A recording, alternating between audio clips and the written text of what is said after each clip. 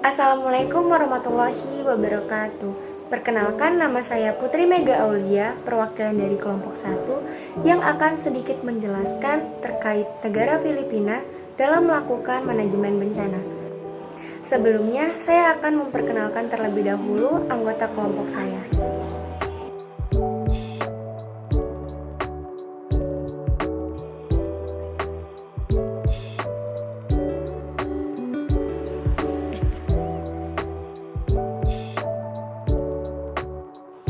Adapun pokok pembahasan yang akan kelompok kami bahas, yang pertama ada mitigasi bencana, kesiapsiagaan bencana, tanggap darurat bencana, upaya pemulihan bencana, serta yang terakhir yaitu penerapan terjadinya kerjasama dengan AHA Center. Pada pokok pembahasan mitigasi bencana akan dijelaskan oleh teman saya yang bernama Joya Retnopampi. Kepada Joya, saya persilahkan. Mitigasi bencana di negara Filipina. Filipina telah melangkah jauh dalam menangani risiko bencana melalui berbagai pendekatan. Dari kesiapsiagaan dan tanggap bencana di tahun 1970-an, negara ini telah mengubah pendekatannya ke manajemen bencana di tahun 1980-an. Pada tahun 1990-an berubah menjadi manajemen risiko bencana dan akhirnya menjadi pengurangan risiko bencana pada tahun 2005 hingga saat ini. Meningkatnya intensitas topan yang terjadi dalam beberapa tahun terakhir memberikan dorongan untuk perubahan pendekatan. Perkembangan ini pada akhirnya menghasilkan perubahan paradigma dalam cara berpikir, bertindak, dan menanggapi orang, masyarakat, dan pemerintah terhadap risiko yang ada dan muncul yang terus-menerus menghadang mereka. Berikut adalah inisiatif manajemen bencana Filipina yang terkenal dalam 4 dekade terakhir. Yang pertama, pada tahun 1978, Dewan Koordinasi Bencana Nasional atau NDCC dibentuk melalui keputusan Presiden nomor 1566 sebagai badan pembuat kebijakan tertinggi dan organisasi fokus untuk penanggulangan bencana di negara ini. Kemudian pada tanggal 27 Mei 2010, Republik Act No. 101/21 atau dikenal sebagai Philippine Disaster Risk Reduction and Management (DRRM) Act of 2010 ditandatangani menjadi undang-undang untuk memperkuat sistem manajemen dan pengurangan risiko bencana Filipina. Lalu pada tanggal 7 Juni 2010, Eksekutif Order Nomor 888 dikeluarkan untuk melembagakan pengurangan risiko PRB di negara tersebut dan mengadopsi rencana aksi nasional strategis.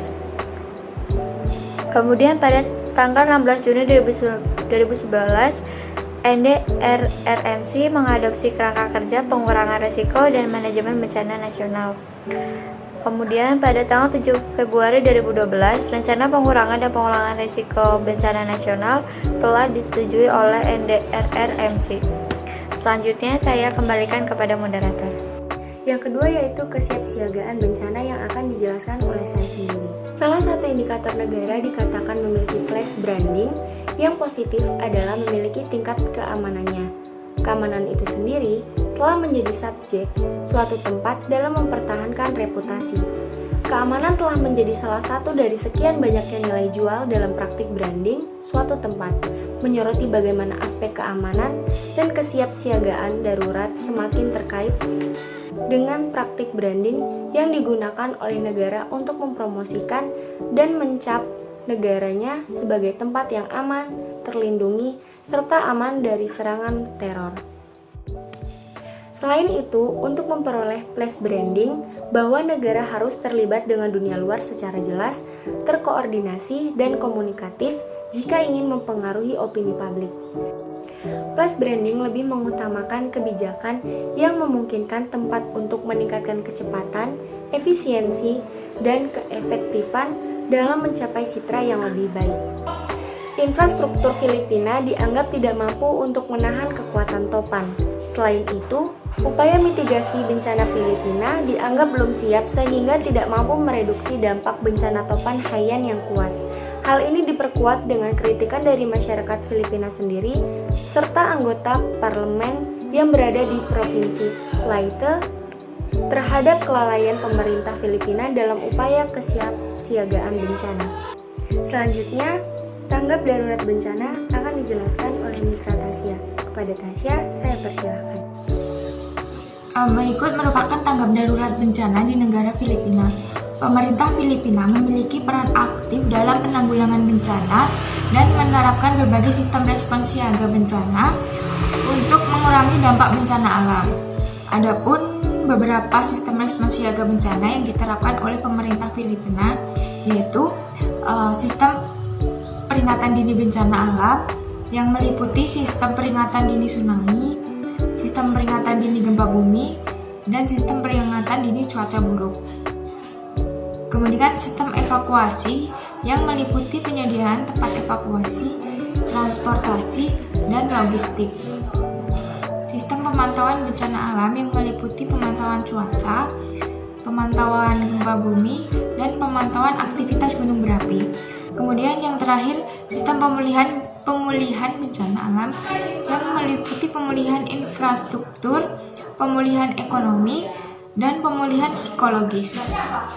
Selain itu, pemerintah Filipina juga mengatur tahapan penyelenggaraan penanggulangan bencana yang meliputi prabencana, saat tanggap darurat, dan pasca bencana.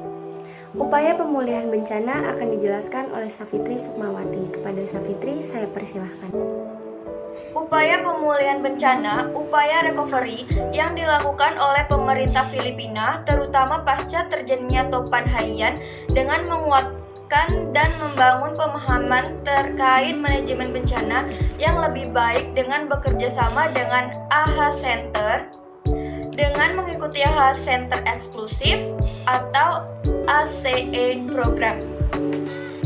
Program ACE merupakan program yang dibentuk oleh HA Center untuk meningkatkan pengetahuan dan keterampilan teknis yang berisikan pengenalan prosedur koordinasi tanggap bencana tepat waktu, perencanaan logistik untuk tanggap darurat, dan membentuk ikatan antara peserta.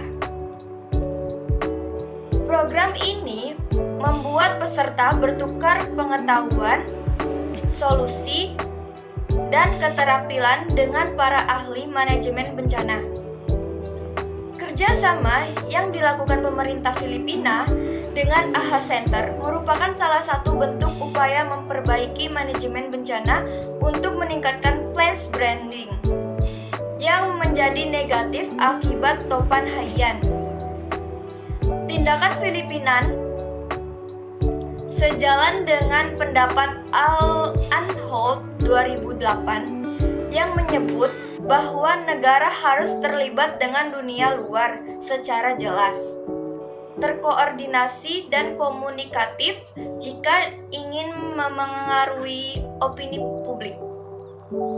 Upaya Filipina melakukan kerjasama dengan ikut serta dalam kegiatan tahunan seperti SPDDM dapat membantu pembentukan plans branding sebagaimana disampaikan oleh HAM 2008 bahwa plans branding dapat diterapkan melalui peran dan kekuatan negara dalam politik internasional untuk mendapatkan otoritas politik dan loyalitas dalam pasar internasional yang kompetitif. Dan yang terakhir yaitu penerapan terjadinya kerjasama dengan AHA Center yang akan dijelaskan oleh Nur Penny. Kepada Penny, saya persilahkan. Penerapan terjadinya kerjasama dengan AHA Center.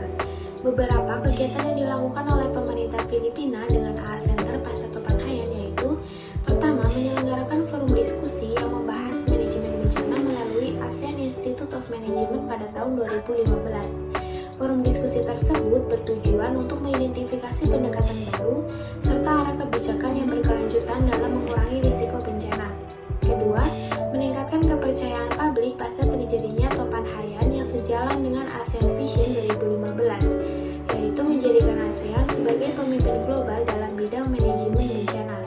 Ketiga, mengikuti ASEAN Strategic Policy Dialogue on Disaster Management atau SPDDM untuk membentuk manajemen bencana dengan menyiapkan struktur dan strategi jangka pendek dan jangka panjang, Pemerintah Filipina melihat dengan mengikuti kegiatan tahunan seperti SPDDM mampu mempromosikan peningkatan manajemen bencana dan membangun jaringan yang lebih luas seperti dengan melibatkan sektor swasta.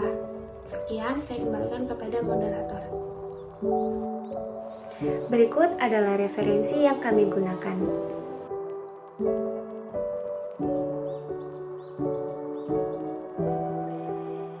Baiklah, itulah sedikit penjelasan dari kelompok kami terkait manajemen bencana di negara Filipina.